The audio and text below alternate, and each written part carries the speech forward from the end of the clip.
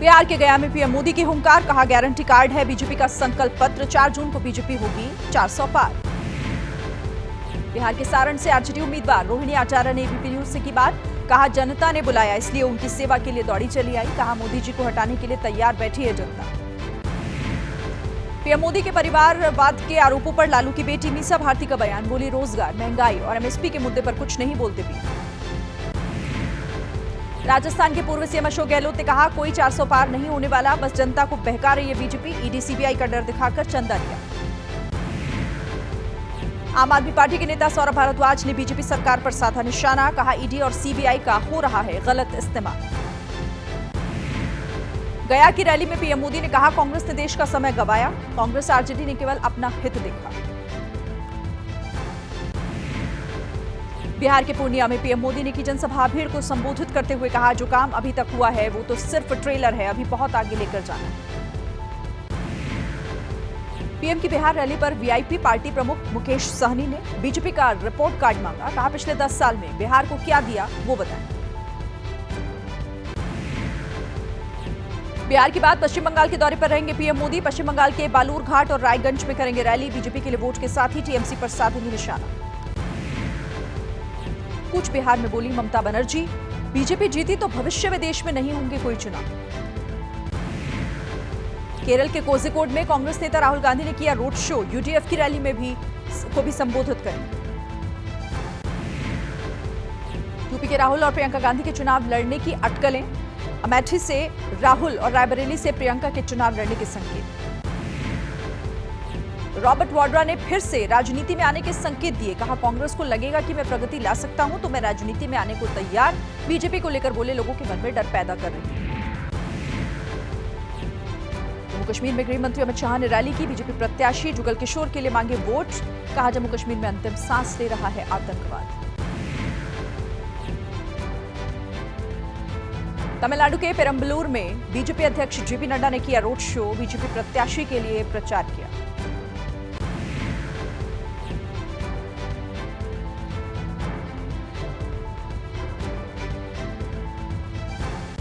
पेरम्बलूर में बीजेपी अध्यक्ष जेपी नड्डा ने रोड शो किया। बीजेपी ने उम्मीदवारों की 12वीं लिस्ट जारी की, यूपी के देवरिया सीट से शशांक मणि त्रिपाठी को टिकट दिया। एबीपी न्यूज सी वोटर का ओपिनियन पोल, दिल्ली में एनडीए कर सकता है क्लीन स्वीप, पोल में उत्तर के ज्यादातर राज्यों मध्य प्रदेश, छत्तीसगढ़ और हरियाणा में एनडीए को बढ़त मिलने के आसार। दिल्ली बीजेपी प्रदेश अध्यक्ष वीरेंद्र सचदेवा ने एबीपी न्यूज के चुनावी सर्वे का स्वागत किया, कहा दिल्ली की जनता के आशीर्वाद से सभी सीटें जीतेंगी। कांग्रेस महासचिव जयराम रमेश ने कहा अगर सरकार बनी तो अदानी से लेकर इलेक्टोरल बॉन्ड की जांच कराएंगे, कहा देश में चल रही बदलाव की है। कांग्रेस नेता दिग्विजय सिंह ने राजगढ़ से नामांकन किया, पत्नी और 5 श्रमिकों के साथ जाकर भरा पर्चा। बीएसपी ने जारी की एक और लिस्ट, मैनपुरी से गुलशन शाक्य का टिकट काटकर शिव प्रसाद यादव को उतारा। मैनपुरी से एसपी प्रत्याशी डिंपल यादव ने भरा पर्चा, नामांकन से पहले मुलायम की समाधि पर जाकर दी श्रद्धांजलि, कहा नवरात्र में मां और जनता का आशीर्वाद। मुरादाबाद से एसपी प्रत्याशी रुचि वीरा ने कहा जनता हमारे साथ, हार नजर आ रही है, इसीलिए बीजेपी प्रत्याशी कुंवर सर्वेश नहीं कर रहे प्रचार।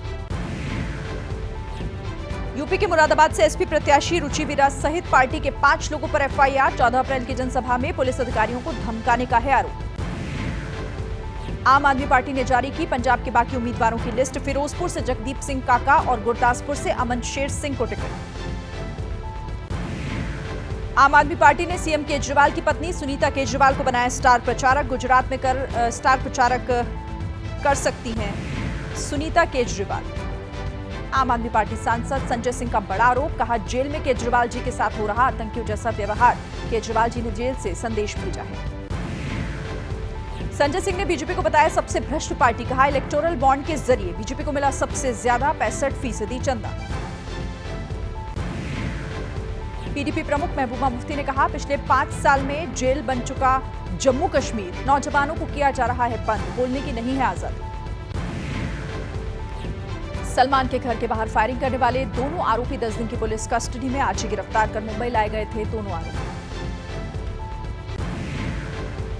सुप्रीम कोर्ट ने रेलवे के हादसों को रोकने के आधुनिक तकनीकी कदमों की सराहना की, रेल हादसों को टालने के लिए इंतजामों को लेकर दायर की गई याचिका रद्द की।